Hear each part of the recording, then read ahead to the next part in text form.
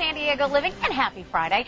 Your right to move away may not be as simple as you thought, especially if you're going through a divorce. Attorney Clark Viviano is here to share the relocating rules for child custody cases. And Lori, it's so complicated, and I'm so glad that you are here to boil it all down. Happy Friday. Happy Friday to you too, and happy Friday everybody watching. Yeah, so boil it down. I mean, you know, people a lot of times are going through divorces, and perhaps there's different scenarios where one parent wants to move away. Legally, what is in parents' right to do when they're talking about taking or not taking a child? Well, that's why I think attorneys are important. It's important when you're starting to think about a move, see a lawyer immediately to find out your rights and what the rules are. Because, for example, you know, they're to look at the child's best interest, not the parent's best interest. So they're to look to see, you know, is this child, you know, have formed bonds with people here in San Diego or wherever they are? Is it going to be better for them to stay in San Diego or to move to Minnesota per se? And that is so tough. I mean, it's such an, you know, going through a divorce, it's such an emotional issue. So putting the child's best interest is paramount. Yes. What age does the child get to have a voice in that decision? You know, that's a great question. Everybody asks me that. What it's based upon is how mature is the child. For example, you know, how much weight are they going to give to a 5-year-old versus a 14-year-old is going to be pretty substantial. But if you take a 10-year-old or a 12-year-old who's very mature and a 14-year-old who's very immature, then of course that's going to have less weight. But a 14-year-old is, oh, yes, here we go. Stability, continuity, these are all important factors, and you can go to my website if you want to look at it.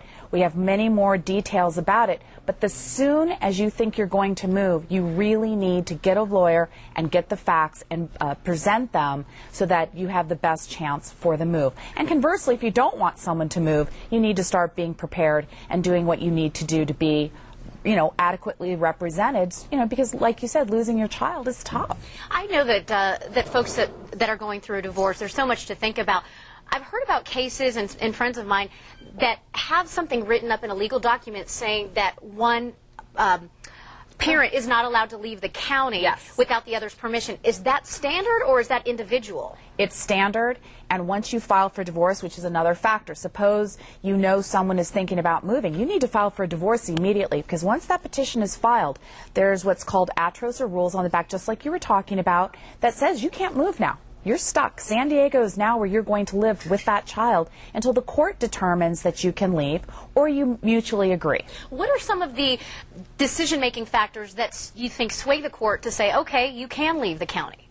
I think with a primary parent, let's say hypothetically you're a mom that's been staying home with your children, you met someone in the military and he's been relocated, there's no family here to assist you, and you know you're moving to Texas and that's where your sister lives and your brother lives and they're going to help you, and the other parent, you know, doesn't have ties here, and so it would be you just basically all by yourself. This is a really emotional issue, of course, and I know siblings. I mean, what if one sibling wants to stay with one parent, the other wants to stay with another? How does that all factor in legally? Excellent question. They don't separate siblings. They've done tons of studies on this, and so fortunately or unfortunately, kind of the older sibling kind of drives the younger sibling.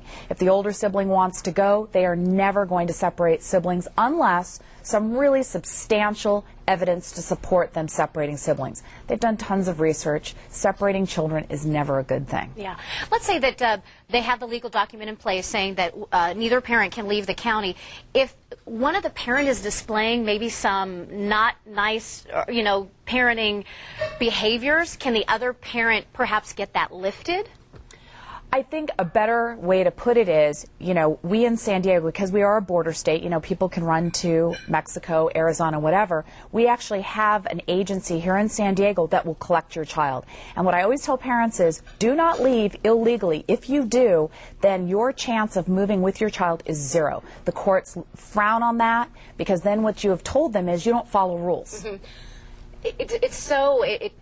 There's so much to think about, but I think what you said that really stands out to me is that the most important thing is if you're thinking about moving away, you can't just do it. You have to hire a lawyer and you have to communicate with your spouse. Absolutely. You don't, and the court, you are never going to be able to fix that mistake, and that's what's important. Don't make the mistake. Yeah. Lori, thank you so much for joining us. And again, you know, it's a tough topic, but when you come in here and you give us this great information, hopefully for folks that are going through, you know, a really emotionally time like this, you're giving them some comfort, some education, and, you know, maybe they just know that they're not alone. Other folks are going through it too. Thank you. Happy Friday.